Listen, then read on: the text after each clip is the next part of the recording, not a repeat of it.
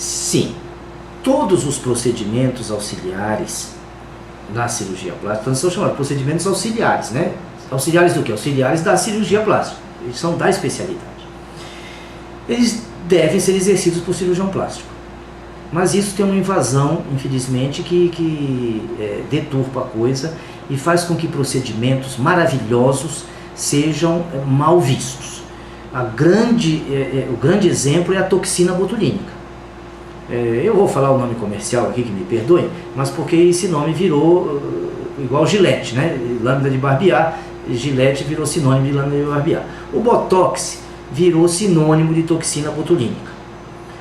E as pessoas falam assim, quando vê uma mulher deformada, principalmente mulheres, embora tenham muitos homens aí famosos deformados que desapareceram, ficaram fora do ar 2, 3 anos até se recuperar. Mas falam normalmente, ela está embotocada. Então toda pessoa que tem preenchimentos absurdos, feito com substâncias que deviam estar banidas do uso, mas que continuam, né? Embora de uma forma não recomendada, de uma forma criticada, mas estão aí e usam desesperadamente. É aquela história da facilidade, né? Parece que é uma coisa fácil, porque você sai na hora do almoço, você, em vez de comer a sobremesa, você dá uma passadinha num lugar onde aplica e recebe uma aplicação e vai embora.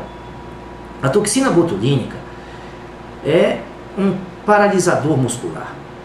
Os resultados são fantásticos. E a coisa que mais dói na gente é quando você ouve uma pessoa falar mal usando o nome da toxina botulínica para um preenchimento feito com uma substância que devia já estar banida do uso clínico. Infelizmente, a quantidade de pessoas que estão injetadas é muito grande. Então, talvez para não causar alarme, essas substâncias não são tão proibidas como deveriam. E isso facilita a vida de aproveitadores que ficam prometendo corrigir sinais de envelhecimento facial, por exemplo, com preenchimento, né? Aquele sinal de envelhecimento que apareceu, ele apareceu porque o tecido subjacente caiu por ação da força da gravidade. E não ele apareceu porque ele está deprimido. Então ele não precisa de um preenchimento, ele precisa de uma elevação do tecido que está imediatamente superior à lesão que o paciente se queixa. Mas infelizmente isso não é visto, infelizmente isto é feito por pessoas que não têm o conhecimento da cirurgia plástica nem do envelhecimento facial. A própria toxina botulínica, que é fantástica, ela precisa ser aplicada com responsabilidade. É preciso que se aplique na concentração certa. A concentração certa tem o preço justo e normal do produto. Você vê anúncios de toxina botulínica, ou você recebe pacientes que fizeram aplicação de toxina botulínica e que eles falam que pagaram uma quantia que é metade do preço que custa a dose de toxina para nós. Então esse paciente provavelmente fez uma aplicação num local inadequado, aonde aplicaram nele um quarto da dose, provavelmente, da toxina botulínica que ele precisava. Então ele fica com uma série de movimentos ainda muito fortes, o tempo de duração é pequeno e a resistência à toxina botulínica começa a se instalar nesse paciente.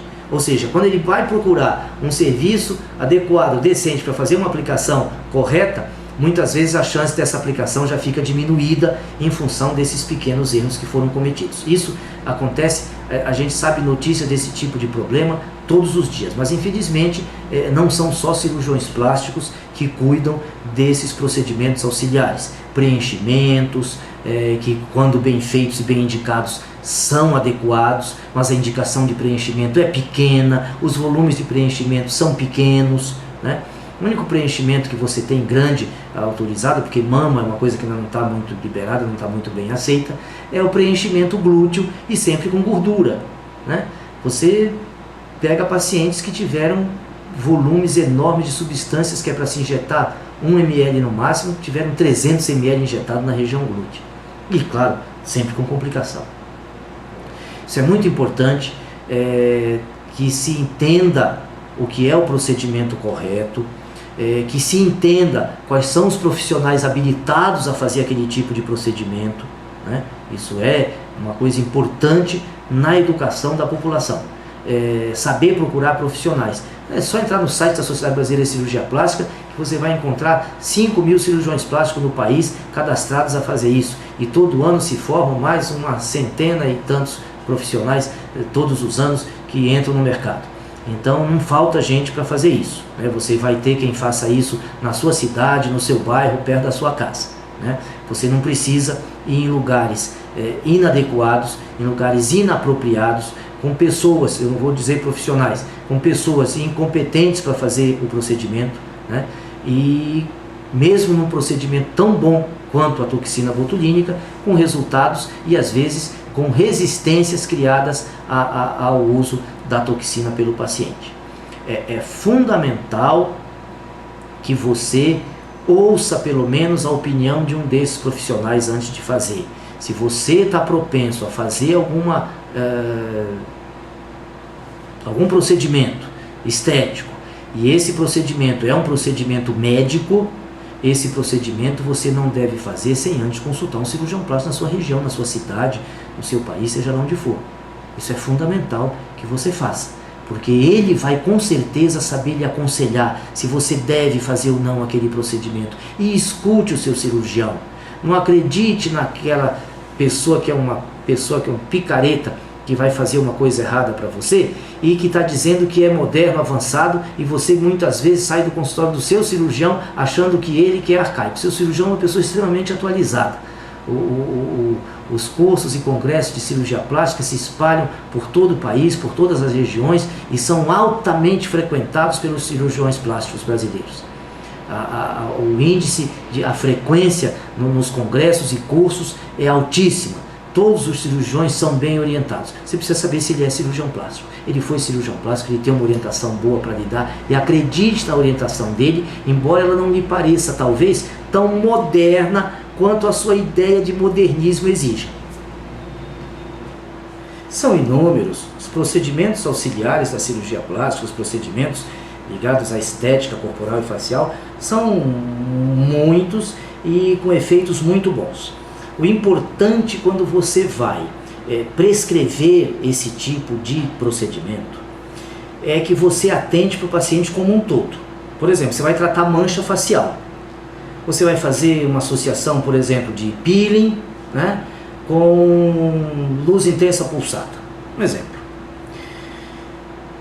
Se você não trocar o óleo de comida desse paciente, dificilmente você vai ter resultado, né? Se o paciente ficar cozinhando com óleo vegetal, canola, milho, girassol, essas coisas, vai ter mancha. Se o paciente não ingerir uma quantidade de água suficiente, você vai ter dificuldade de tratar essa mancha dele. Se esse paciente tomar refrigerante, ele se intoxica demais, ele não vai conseguir tratar a mancha dele. Então é fundamental que se olhe o paciente como um todo para poder prescrever todo e qualquer tipo de procedimento, principalmente esses não invasivos. Porque na hora que você levanta a ponta do nariz de um paciente que tem a ponta caída, você vai ter essa ponta reposicionada, quer ele esteja intoxicado ou não. Mas se você está tratando uma flacidez de pescoço num paciente intoxicado, você não vai ter a longo prazo uma resposta boa. A cirurgia vai lhe parecer muito boa com 2, 3 semanas, a cirurgia vai estar espetacular. Quando você fotografar esse paciente com 1 ano de cirurgia, você vai ver que a sua cirurgia está praticamente perdida. Então isso é fundamental entender, que tem que ter um suporte nutricional, tem que haver uma suplementação, inclusive, caso esse paciente já não tenha uma absorção intestinal adequada. E isso é muito fácil, porque a intolerância a glúten é uma coisa franca e que lesa a mucosa intestinal. Então a quantidade de pessoas que têm uma absorção prejudicada é muito grande. E as que têm boa absorção, muitas vezes comem completamente de forma inadequada. Esses procedimentos, você tem uma série de coisas, você tem pequenas correções, você tem peeling, você tem tratamentos de preenchimento, existem substâncias legalizadas, como derivados ácido hialurônico, alguns derivados. A gordura é o melhor de todos os preenchimentos, porque é seu próprio, você nunca vai ter um problema de reação ao seu preenchimento. Você pode ter uma pequena perda que precise de um reparo, uma segunda aplicação, mas nunca você vai ter uma lesão que você vai ficar batendo de porta em porta para procurar quem corrija e sem ninguém ter uma solução adequada para você. As complicações, elas advêm muito mais de procedimentos inadequados. Os procedimentos ancilares são múltiplos e são muito bem recomendados. Eles trabalham junto com a cirurgia. Quando nós fazemos uma cirurgia, por exemplo, de rejuvenescimento facial, nós fazemos preenchimento de gordura no lábio, no lóbulo da orelha, nós fazemos preenchimento, nós fazemos aplicação de toxina botulínica, muitas vezes nos pés de galinha laterais aqui, cuja ressecção muscular, às vezes em alguns tipos de pele, pode ficar com aspecto meio artificial, então a gente faz a opção de associar a cirurgia com a toxina botulínica. O grande mal é que as pessoas que não são especializadas, que não têm formação para administrar esse tipo de procedimento, elas colocam um procedimento versus o outro. Botox ou cirurgia, né?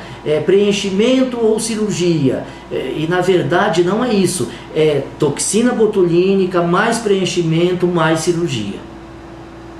Por isso que você precisa estar numa mão de um profissional que domine todos esses procedimentos. É muito comum você ouvir a pessoa falar: isso não funciona, aquilo não funciona, ou não precisa fazer isso, ou isso é uma coisa antiga, nós temos uma coisa mais moderna e mais fácil. Em cima de um organismo que só piora a cada década, porque nós nos alimentamos e respiramos pior a cada 10 anos que passa. Em cima de um organismo desse, é impossível, se a matéria-prima não mudou, você descobrir coisas tão fantásticas que vão substituir outras nesse organismo. O que se sabe é que nós precisamos hoje voltar à nossa condição natural. A sua bisavó, na geração dela, ninguém morreu de infarto nem de derrame, porque eles comiam com banha de porco. Eles não usavam óleo vegetal aquecido. Eles não tomavam refrigerante. Eles comiam fruta, não faziam suco, né? Então, nós estamos numa fase que nós precisamos nos readaptar. E isso sim é um grande passo que a medicina deu. A nanotecnologia, agregada a alguns produtos para facilitar a sua penetração no corpo humano, veio trazer grandes benefícios. Toda a descoberta e todos os estudos feitos e concluídos já com o genoma vieram trazer grandes benefícios, principalmente na área da nutrologia, principalmente nessa área de medicina anti-intoxicação, né?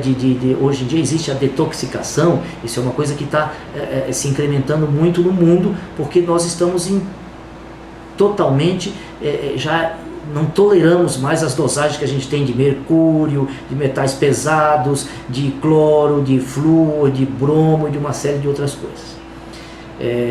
Nunca pense num tratamento milagroso sozinho, numa varinha mágica que vai lhe resolver. Você sempre tem que fazer a sua parte, você sempre vai ter que cuidar da sua saúde e da sua alimentação.